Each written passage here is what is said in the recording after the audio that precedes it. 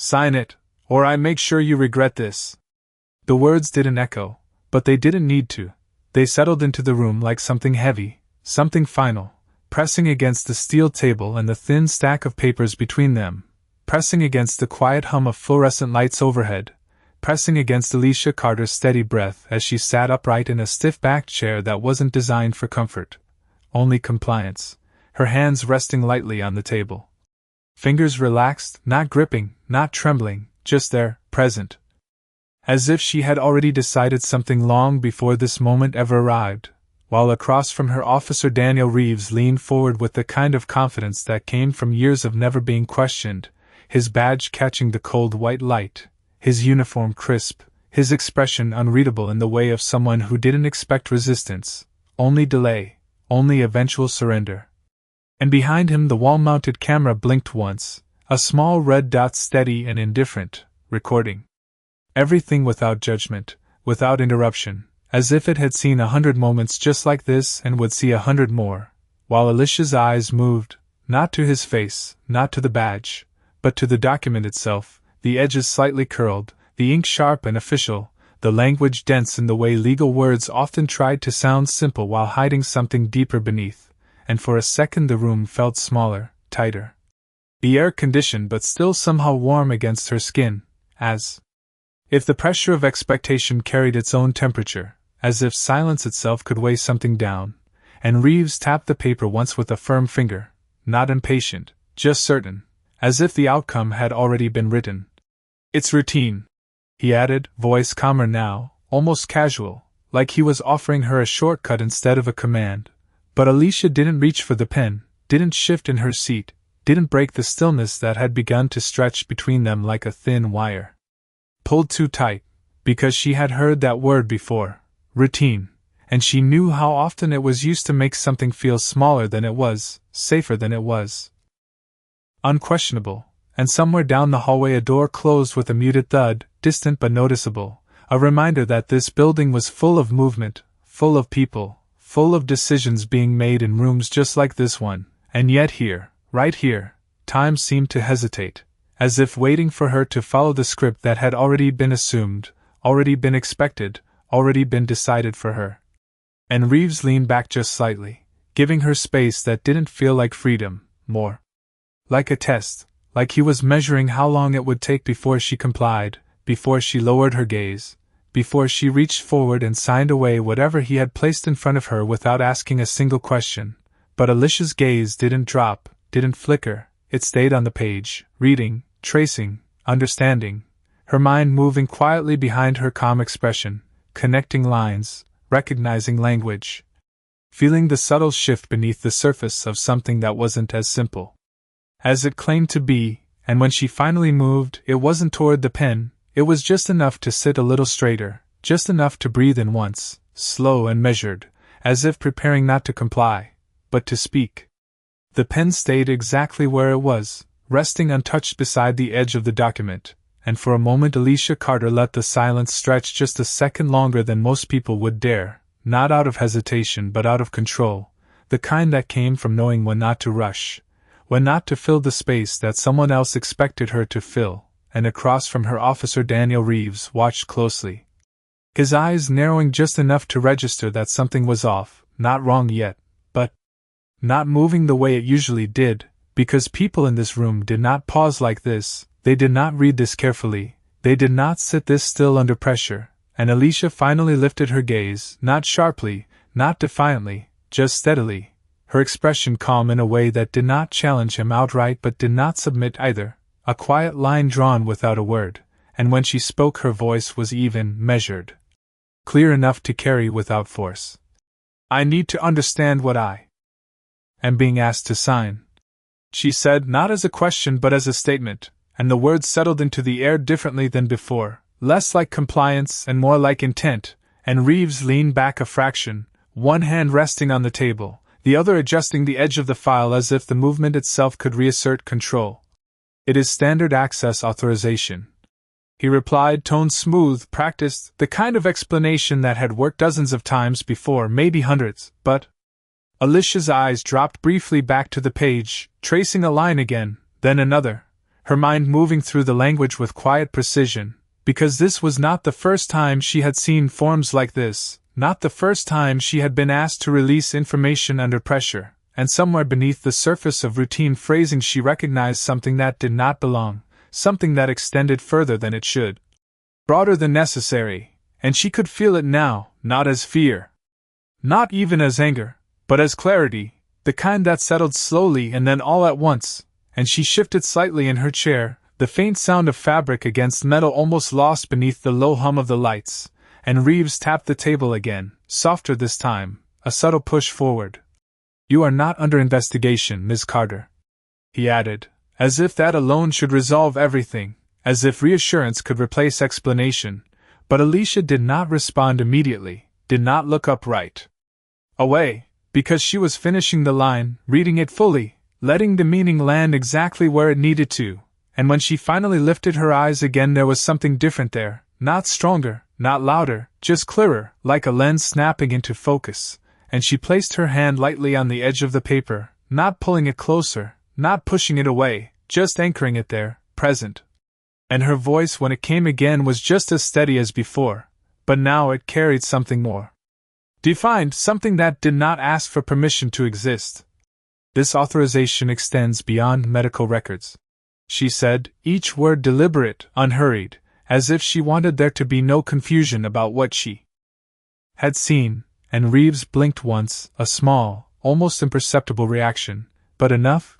to show that the rhythm had shifted, that the script had slipped, and for a brief second the room felt different, not quieter, not louder, just changed in a way that neither of them could fully ignore, because the expectation that had filled it before was no longer complete, and Alicia did not look away, did not lower her gaze. She simply waited, calm, present, letting the weight of what she had said settle exactly where it needed to land. Reeves did not respond right away, and that was the first real break in the pattern, not the silence itself but the way it lingered a fraction too long, the way his eyes held on Alicia Carter with a sharper focus than before, as if recalculating something that had just shifted beneath the surface, and he straightened slightly in his chair, adjusting his posture with deliberate control. The kind that signaled authority without needing to raise his voice. "It is all part of the same request," he said, slower now, each word placed carefully as though precision could restore the ground he felt slipping, and Alicia did not interrupt, did not rush to fill the gap, she simply watched him, her gaze steady and unblinking, and for a brief moment the faint hum of the fluorescent lights seemed louder, the only sound that acknowledged time was still moving even if the conversation had stalled, and Reeves reached for the file again, flipping a page with a smooth motion that suggested familiarity. Practiced ease, but there was a subtle tightness in his jaw now, a detail small enough to miss unless someone was looking closely, and Alicia was, because she had learned long ago that the truth of a moment rarely sat in the words themselves, it lived in the pauses between them, in the movements people thought no one noticed, and she let him speak first, let him try to guide the conversation back into something predictable, something manageable. "You are overthinking this," he added, tone firmer, not louder, but edged now with something that leaned closer to insistence than reassurance, and Alicia's fingers remained still against the paper, her posture unchanged, grounded in a quiet certainty that did not need to announce itself, because she had already seen enough, read enough, understood enough to know that this was not routine, not in the way it was being presented, and she drew a slow breath, the kind that settled her shoulders without drawing attention, and when she spoke again her voice carried the same calm as before, but now it held direction, purpose. "This clause allows access to third-party records and extended data retention," she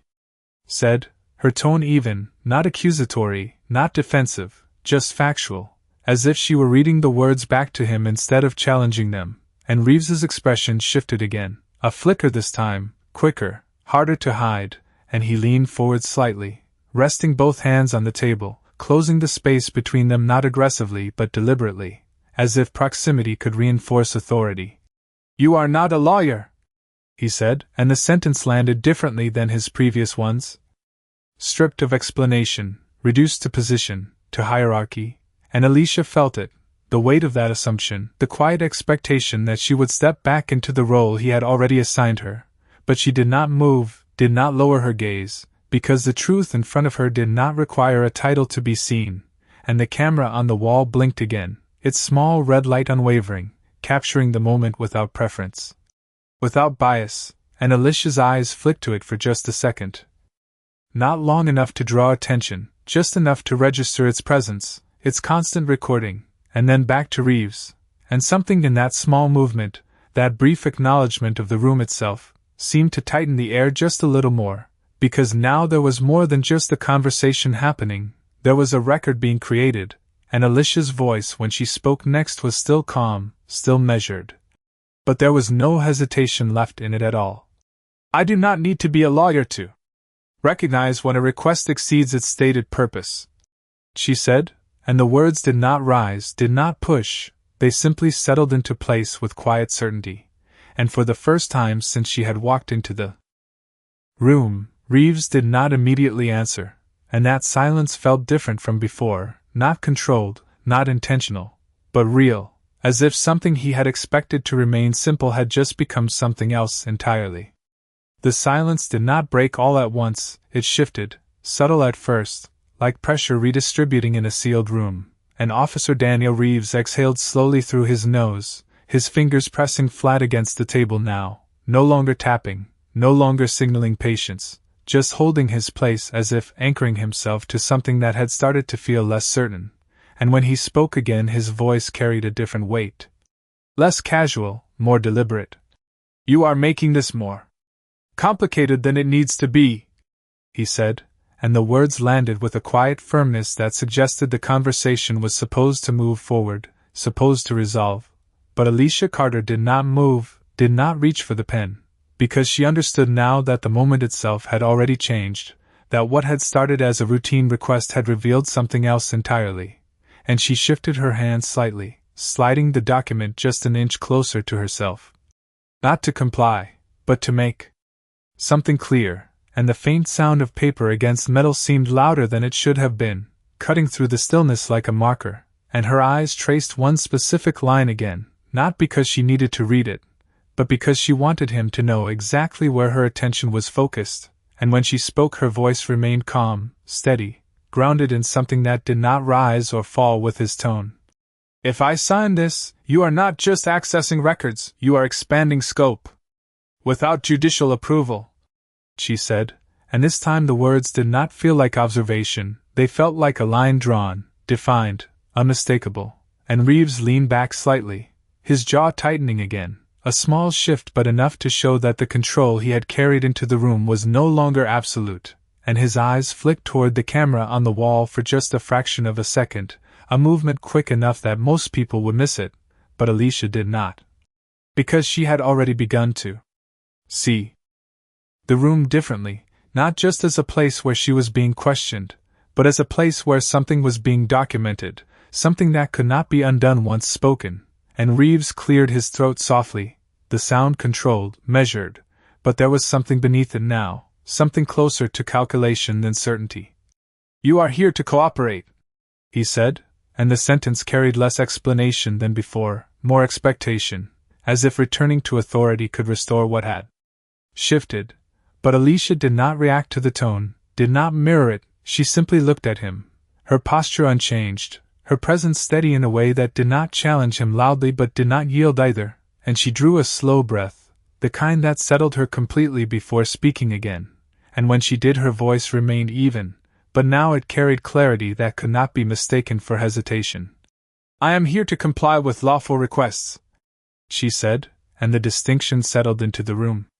Like something solid, something that could not be easily moved once placed, and Reeves did not respond immediately, his gaze fixed on her as if weighing his next step, recalculating the direction of a conversation that had slipped beyond expectation, and for a brief moment the fluorescent light above flickered once, barely noticeable, but enough to cast a slight shift across the table, across the document, across the stillness that now felt heavier than before, and Alicia remained exactly where she was, her hand resting lightly on the paper, her eyes steady, her voice no longer needed because the boundary had already been set, and in that quiet, something became unmistakably clear, not through force, not through volume, but through presence alone, that this moment was no longer about a simple signature, it was about whether truth would hold its ground in a room that had expected it to step aside. The air in the room felt different now, not heavier in a dramatic way, but tighter, as if something unseen had narrowed the space between them, and Officer Daniel Reeves shifted in his chair just enough for the movement to register, his shoulders drawing back, his posture correcting itself into something more formal, more rigid, as though structure alone could restore the balance that had quietly slipped out of his control, and when he spoke again his voice was lower, measured in a way that suggested he was choosing each word carefully. "You are refusing a direct request from law enforcement," he said, and the sentence did not rise, did not press, it settled with a kind of weight that implied consequence without needing to name it, and Alicia Carter felt it, not as fear, but as recognition, because she had heard that tone before, the one that blurred the line between authority and assumption, the one that expected compliance simply because it was spoken in a certain way, and she did not interrupt, did not respond immediately, because the moment demanded precision, not reaction, and the faint hum of the fluorescent lights seemed louder again, filling the silence that stretched just long enough to matter. And Reeves leaned forward slightly, his hands still on the table, but now closer together, his fingers interlaced as if containing something. "This does not need to escalate," he added, and the word escalate lingered, vague but intentional, carrying the suggestion of something larger without defining it, and Alicia's eyes remained steady on him, her posture unchanged, her presence grounded in a calm that did not shift with his tone, and she drew in a slow breath, the kind that settled her completely before speaking, and when she did her voice remained even. But now it carried something unmistakable, something that did not seek agreement, only clarity. "I am declining to sign a document that exceeds lawful authority," she said, and the words landed clean, without hesitation, without softness, not aggressive, not defensive, simply exact, and for a brief moment Reeves did not move, his expression still, his gaze fixed on her as if waiting for something else, some sign that she would adjust, that she would reconsider. But Alicia did not add anything,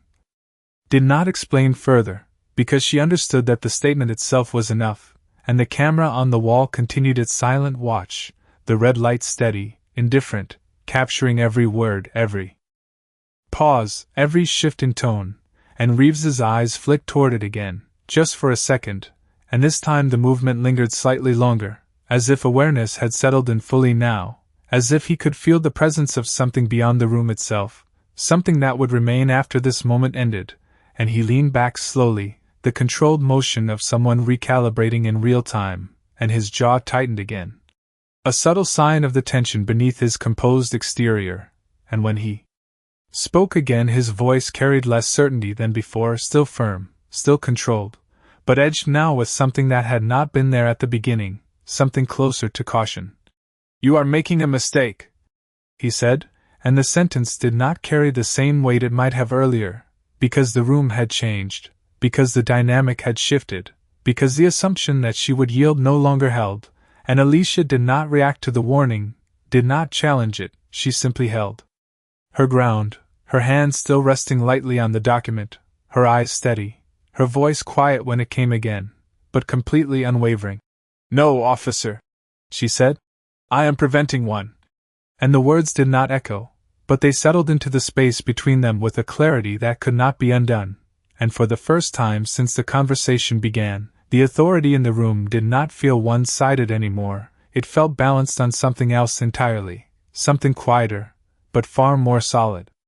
The words did not need to be repeated, they stayed where they had landed, quiet but immovable, and for a moment neither of them spoke, not because there was nothing left to say, but because something had shifted beyond language, something that could not be easily undone once it settled into place, and Alicia Carter felt it in the stillness, in the way the room no longer pressed against her the way it had before. The tension still there but no longer one-sided, no longer leaning in only one direction, and Officer Daniel Reeves sat back in his chair just slightly, the movement controlled but slower than before, as if he were now aware of every motion, every word, every second that would remain recorded. Long after this moment ended, and his eyes moved again, briefly, toward the camera on the wall, that small red light steady and unblinking, and this time he did not look away as quickly, as if acknowledging it fully now, as if recognizing that the room was not just holding a conversation but preserving it, and Alicia followed that awareness without turning her head, without breaking her posture. Because she already understood what that meant, she had seen it the moment she noticed the placement of the device, the angle, the constant recording, and she drew a slow breath, not to prepare herself, but to settle into what she already knew, into the quiet certainty that had carried her this far without hesitation, and the fluorescent light above flickered once more, barely noticeable, casting a faint shift across the metal surface of the table, across the edges of the document that still lay untouched, and the hum returned.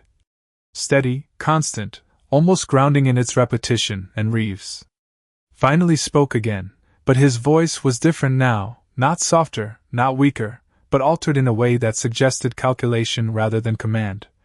"You are very sure of yourself,"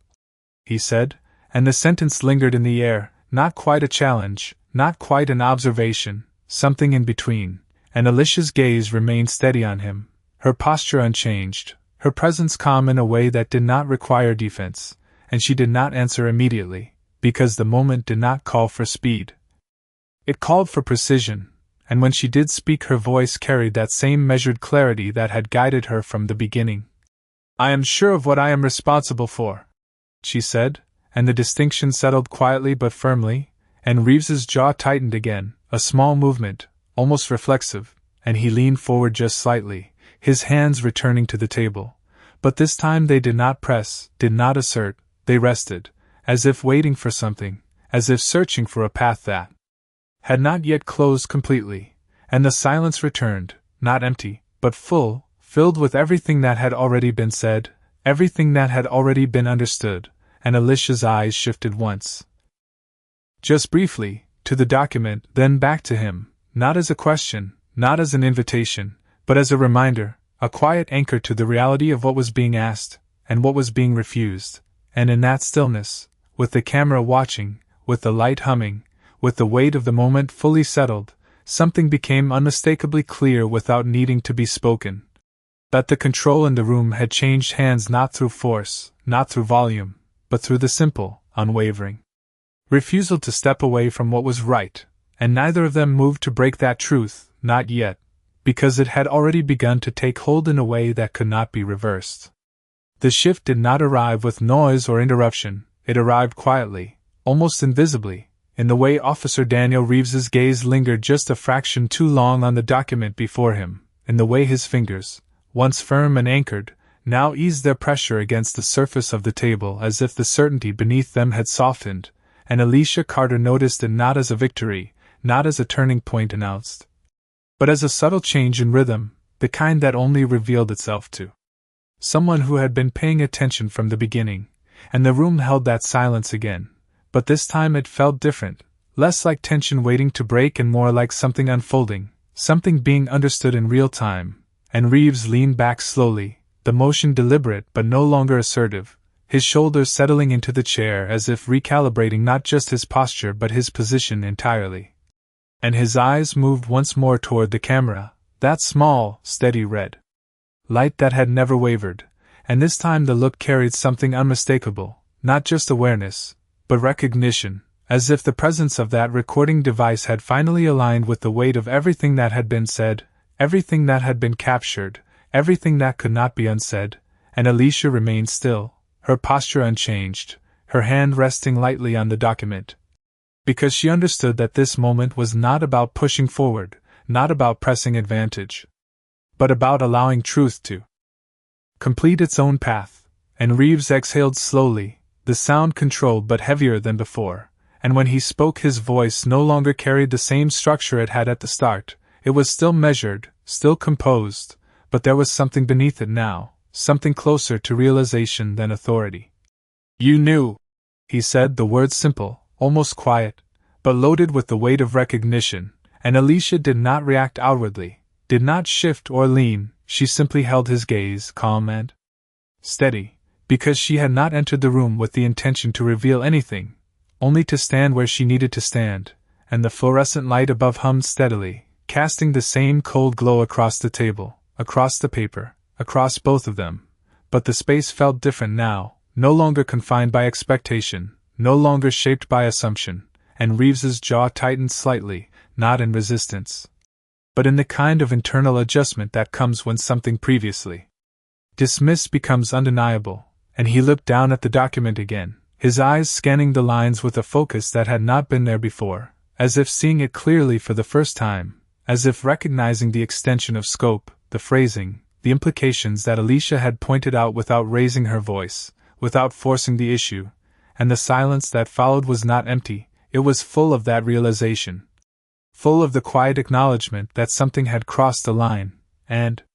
Alicia's breath remained steady, her presence grounded, because she did not need to confirm it for him, did not need to explain further, the truth was already there, already spoken, already recorded, and when Reeves finally lifted his gaze again it was different, not weaker, not defeated, but altered in a way that could not be reversed. "This was not supposed to go like this," he said almost to himself, the words slipping out without the same control as before, and Alicia did not answer, did not respond to the admission, because the moment did not require commentary, it required stillness, and in that stillness the dynamic of the room completed its shift, not through confrontation, not through force, but through the simple, undeniable presence of truth that had been allowed to stand long enough to be seen, and neither of them moved to interrupt it, because it had already done what it needed to do.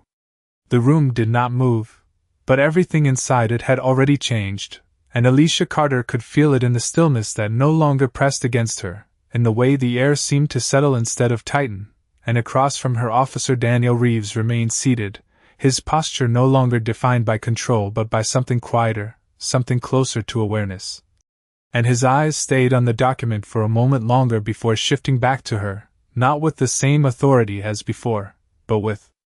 a measured pause that suggested he was choosing what came next with far more care than he had at the beginning, and the fluorescent light above continued its steady hum, casting the same cold glow across the table, across the paper, across the space that had witnessed every word without interruption, and Reeves reached forward slowly, not to push the document, not to insist, but to slide it back toward himself. The movement controlled but noticeably different, as if reclaiming something he had not realized he had lost until now, and the faint sound of paper moving across metal marked the shift more clearly than any statement could have, and Alicia did not react, did not follow the motion, she simply watched, her posture unchanged, her presence calm and grounded, because she understood that this moment was not about forcing resolution, it was about allowing it to arrive on its own terms, and Reeves exhaled again. Quieter this time, and when he spoke his voice carried none of the earlier insistence, none of the expectation that had defined it before. "This request will not be processed,"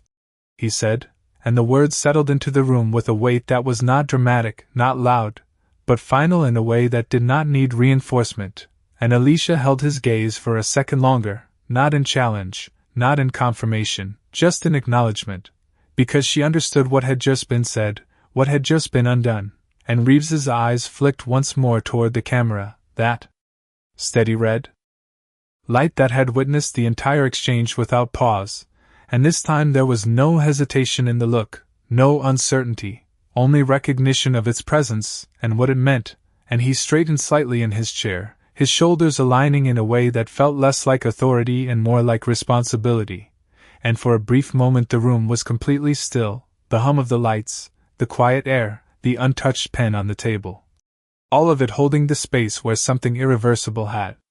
just taken place, and Alicia's hand lifted slowly from the document, not in retreat, not in relief, but simply because it was no longer needed there, and she rested it back in her lap, her movements unhurried, composed, as if nothing about her had changed even though everything around her had, and Reeves looked at her again, his expression steady but altered, carrying a weight that had not been there before. And when he spoke again his voice was quieter, but clear. "You were right," he said. And the admission did not stretch, did not linger, it simply existed, direct and unembellished, and Alicia did not respond immediately, because the moment did not call for affirmation, it did not call for reaction, it called for understanding, and she gave a small, almost imperceptible nod, not as agreement, but as acknowledgement of the truth that had already settled between them. And the silence that followed was not tense, not uncertain, it was complete, as if the room itself had reached its conclusion without needing anything more to be said, and neither of them moved to break it, because what had happened here did not require explanation, it required only recognition, and that recognition had already taken hold. The door did not open with urgency, it opened quietly, almost respectfully, as if the room itself understood that nothing more needed to be forced, and Alicia Carter rose from her chair with the same calm presence she had carried from the beginning, her movements unhurried, deliberate, her posture steady as she stepped away from the table where the document now rested untouched, its edges no longer holding any weight over her.